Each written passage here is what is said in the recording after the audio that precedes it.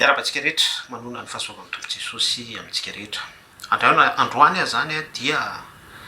anao filazana amintsika hoe mila tonga saina isika fa tena enjana be, tena tafahoatra ny lotom-po, ny fialonana, ny toetra ratsy a, ny asan'ny devoly tsy maninona amin'ny teny an'izany any am-pon'ny mpino a tsy vitsy fa tena be da be mihitsy. Mikasika an'izay zany no ataoko resaka atao anatin'ity sary sy feo ity izay ampitandremako antsika. Voatsela dia nanao an'ilay publication teto a mikasika an'ilay vato fototra tao Manjakandriana ny fiangonana FPVM tao amin'ny toerana ny latsahan'ny tavon'ny pastora fondateur ny fiangonana FPVM. Mazava tsara ny zavatra nozaraiko tao a notohanako ara-tsoratra masina. Zavatra roa no nolazaiko tao dia niresaka vakoka musée ary raha posena kely zany ny fanontaniana tao a azahoam-balina izay tokony nazahoana valiny mazava dia hoe aizahoaiza ny baiboly a Jesosy Kristy sy ny mpianatra ny apôstôly a nanangana musée. Zay fotsiny ny réflexion ohatrohatran'izany fotsiny a no nitondrako an'ilay sujet ary nitohanako verset biblika hoe Jesosy Kristy a Jaona 4 dia mitady olona fatratra izy hivavaka amin'ny fanahy sy famarinana. Ny faharoa dia ilay hoe miantso dada tsy ny fiangonana FPVM marery moa fifa be da be ny fiangonana milaza azo ny fo akoatran'ny katolika amin'izao a tena hoe atsony dada ny pastora sy ny révérend amina ny bishop aminy tsy maninona izany tsy haiko safidiny tsiraray zany a fa zany sara fotsiny a izay référence biblika sy ny fahamarinana takiany soratra masina mifanitsy amin'izay. Dia maninona moa zany rehefa nizaran'iny a loha hevitra iny akony a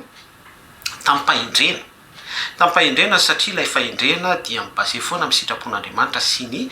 soratra masina selon la Bible. Dia mahagaga mampametra-panontaniana ny setrin'izay fahendrena ara-baiboly zay sy nitondrako azy a araky ny fanazavana fa tena tsy misy afa-tsy teny ratsy, opa, fandrabirabiana, ataka fizika, resahana daholo mombana hoe nifiny lahy tsy voamboatra ny lahy akory nifiny lahy ambany io a nefa aoka zava amintsika fa io nify io a tia misy anay a za dia manana couverture sociale mifanitsy amin'ny resaka mutuelle satria rehefa miasa ianao déclaré a dia codiziany amin'ny toeram-piasanao a dia tafiditra ao anatin'ny couverture sociale anao a araky ny taha izay andoavanao vola dia izay no mitondra amin'ny soin gratuit fitsaboana maimaim-poana. Zany hoe inifiko io zany raha amboariko a dia vita maimaim-poana io par rapport amin'izay mutuelle izay fandoavam-bola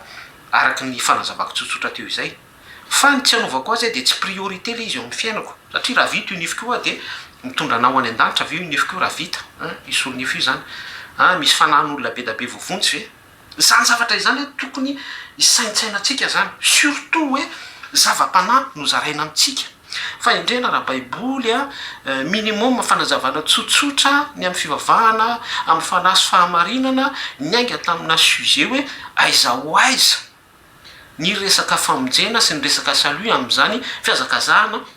mandatsaka vato fototra ho amina vakoka amina toerana ny latsahan'ny tavonina mpitandrina anankiray izany dia réflexion tamin'izany no hitondratsika fizarana teto sy ny hoe sao dia mba tsy dia tsara loatra zany miantso dada satria mety miimpliqué zavatra be da be izany ary no tsindritsika appui nanaovantsika fanindrina ara-tsoratra masina araky ny fahamarinana selon la Bible dia attaque physique, harcèlement, fandrabirabiana, fanambaniana, misy mihitsy miteny ratsy manompo. Re olona aizy tsika ty isika milaza ny tenantsika hoe mpivavaka hiakatra any an-danitra dia izay ve le toe-potsika ao amin'ilay fiangonana mampalahelo izay ve le hoe pino FPVM zay ve le hoe pino hafa de tao no niteny hoe aza mifanonontonona anaram-piangonana maninona nylaza anaram-piangonana de apetrako ary ny fanontaniana zao amin'ny baiboly zao amin'ny lalàna ny misy hoe aza manonontonona anaram-piangonana fa tsy hidirana amin'ny fanjakany lanitra izany. D'ailleurs ataoko réflexion any izy hoe raha ilay fanononana anaram-piangonana no ahafahantsika manapotsitra ny marina selon la Bible. Misy adosoko ve zany? Misy adosony zay manonona anaram-piangonana ve zany? Tsika raha nanonona anaram-piangonana teto tsy mbola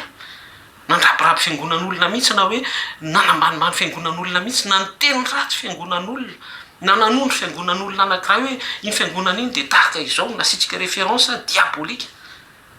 Tsy mbola nanao an'izany tsika teto. Mpanahelo mahampanahelo ka sao dia tokony isaina sy eritreritra isika. Surtout hoe rehefa zaraina vérité ve isika selon la Bible de maninontsika no misy réaction avy hatrany dia miteny ratsy manompo mandrabra. Tokony andiny tena isika fa efa misy esprit ao ambadika izany rehetrarehetra zany. Misy fanao ambadika izany rehetrarehetra izany. Za teto nisy fotoana tao aloha kelin'iny nanonona anaram-piangonana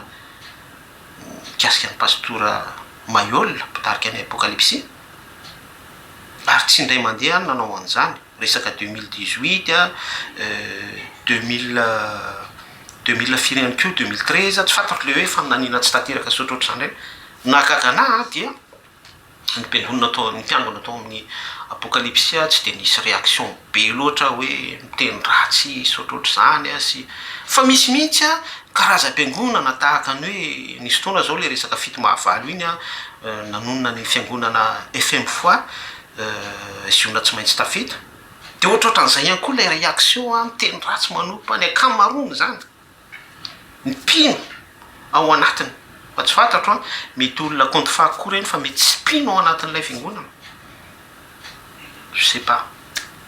Andriamanitra mandinika ny voasiny fo. D'ailleurs anapinao reny na tsy pinao zany fa isika mihitsy le hoe miresaka tontolo ara-pivavahana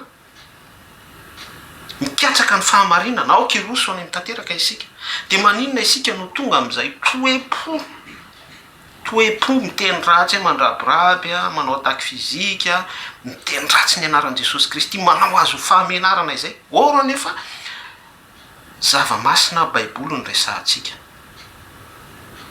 Tena mila mandiny tena ireto isika, mila mandiny tena isika.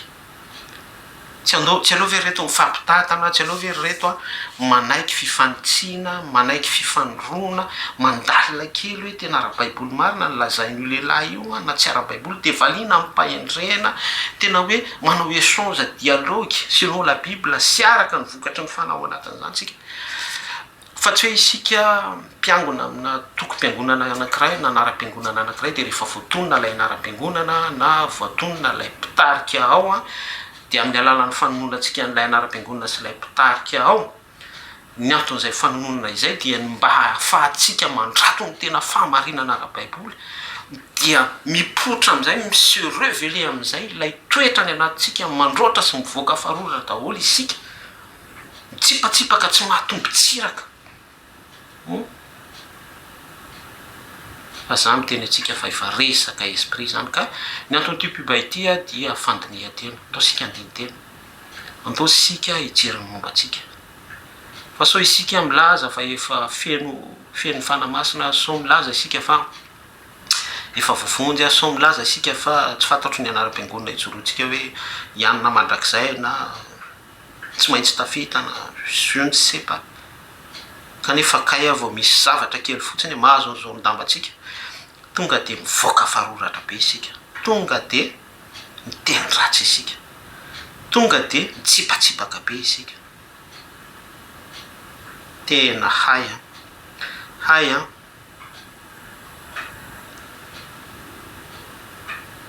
tsy Jesosy lay ao anatsika. Saraiky eo an'izany pibana réflexion zany mba isainatsika rehetrarehetra na izany na tsy izany de mirary soantsika rehetra tainy tompo daholo veloma.